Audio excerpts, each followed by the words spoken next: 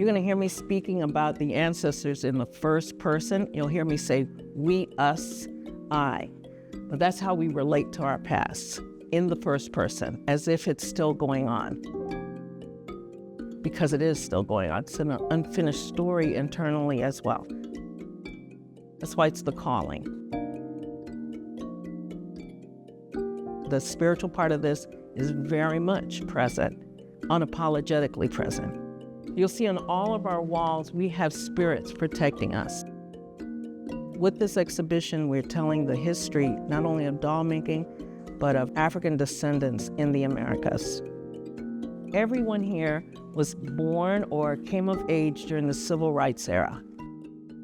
So this first part, it's called In the Beginning, the Great Mafa, and this is about the art that we brought with us. Not the art only, but the skills that we brought with us from Africa. The first piece that you see here, Indigo, Okra, Blood, Sweat, and Tears. And in it, she's talking about the transatlantic slave trade with okra representing the slave ships. This is about not only the skills that we brought, but the agricultural practices that we brought here.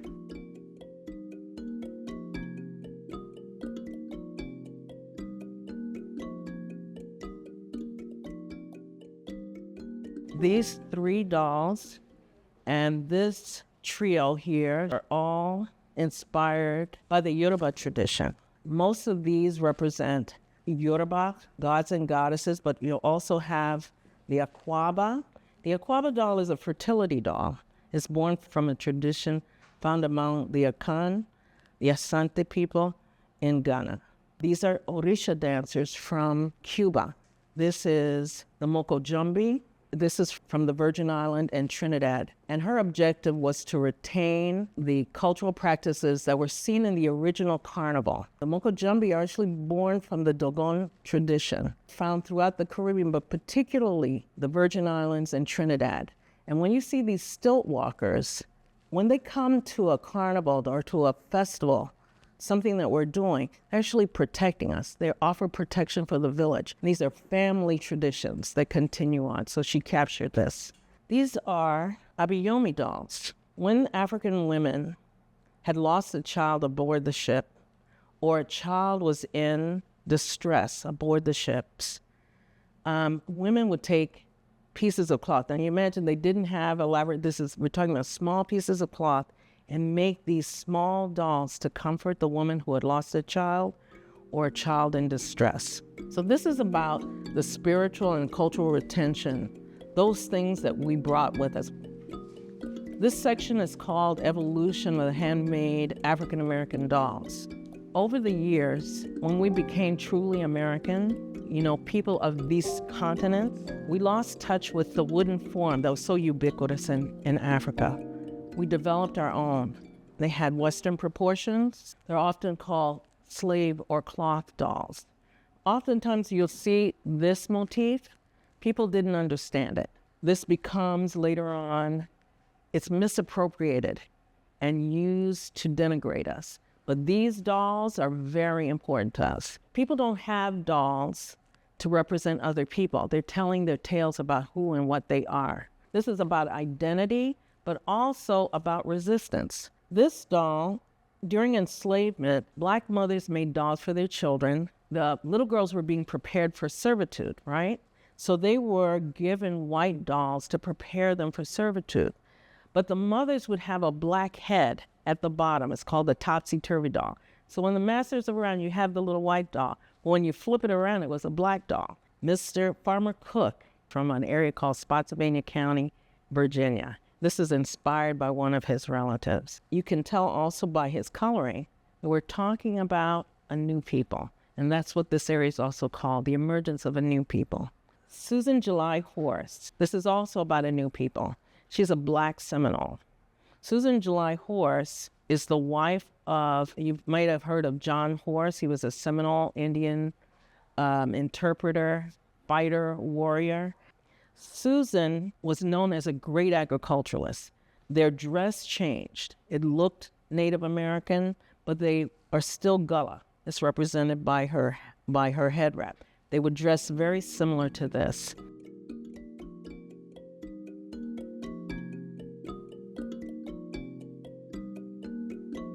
This is Francine Haskins, kind of my partner in crime. I drive her absolutely crazy. Absolutely crazy. Absolutely crazy, the capital letter. During this time when we became free, right, supposedly, we still had to face Jim Crow. African Americans were still faced with being denigrated through dolls, right? This is a gollywog. Do you remember the gollywog? This is a minstrel puppet.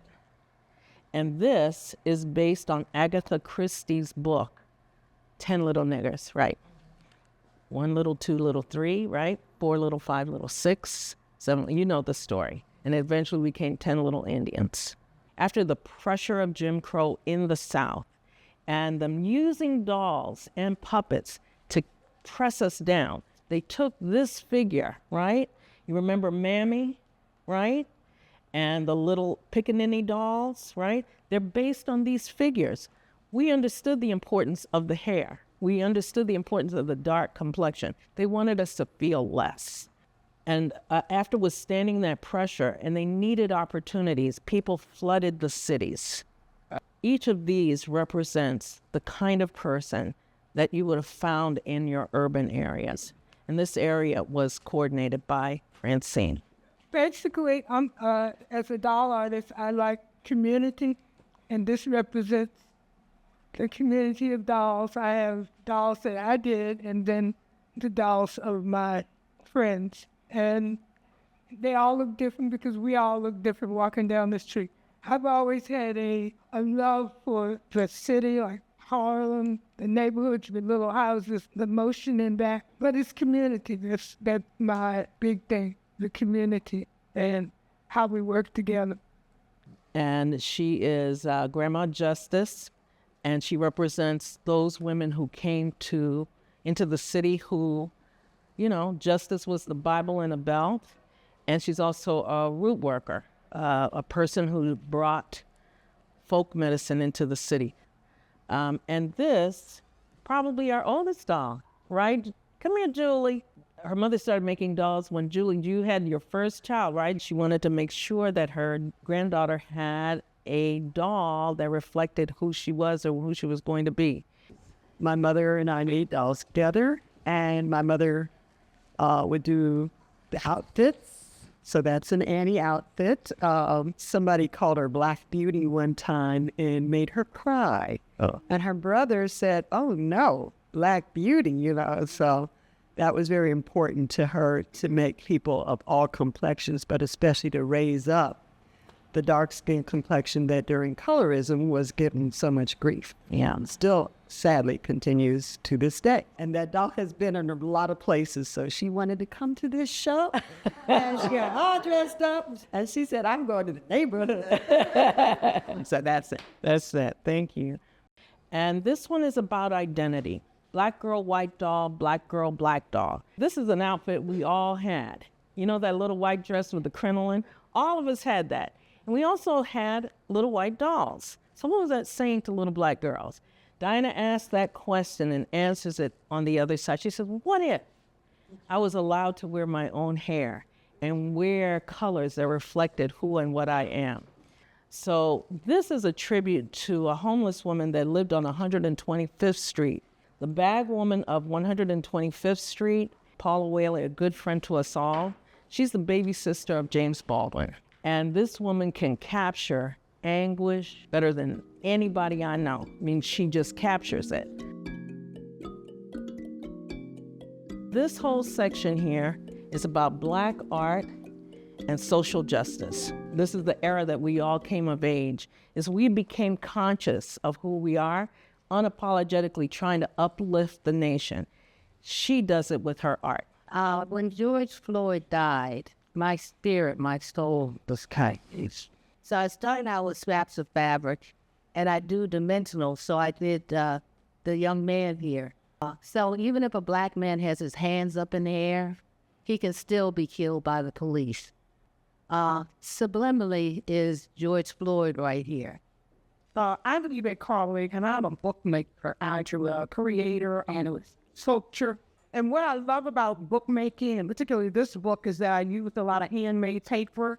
I went to Women's Studio Workshop a few years ago and started creating with handmade paper. I did a stitcher all of my life. My grandmother was a stitcher. I tell the story of African-American women and girls. I'm really loving our bodies and our beauty, our physical beauty. So in this particular book, it really is about her story, and it looks at her from a variety of perspectives from, her seniorness as a older woman. My grandmother and my aunt used to roll the stockings up around the top of their legs, and I come from a tobacco community, and there is tobacco in here. I use a lot of wax in my work. I use a lot of lace. Whatever materials I can put together to tell a story. And I love it when a book can do a variety of things, such as stretch out really big, and so someone can, turn the pages and engage with it. So you can do the last word on Jerry Hubbard. I will. Jerry is a doll artist, and she created patterns for Butterick around doll artists and dolls. But she said to me in our relationship, she said she wanted her work to go beyond just being about doll making, to being about creating even a bigger image of what the doll can represent. And as you see here, in this one, I love it because she uses Harriet Tubman. And she said that she knew that as a country, we owed so much to what Harriet Tubman contributed to us. She wanted to do a doll, and Francine, I, and Jerry, we talk about the doll making, but we talk about it as soft sculptures, because it's more than just a plaything, because oftentimes people think about dolls as playthings, but this is a sculpture. This is a monument to Harriet Tubman, and you can see that the fabric that she chose, with money on it, all of this is hand-stitched. The stitches are so close together and so evenly done, perfectly done, and her use of materials. Even when she was alive, she would say, "You will know my name." And I would say her name. Thank you.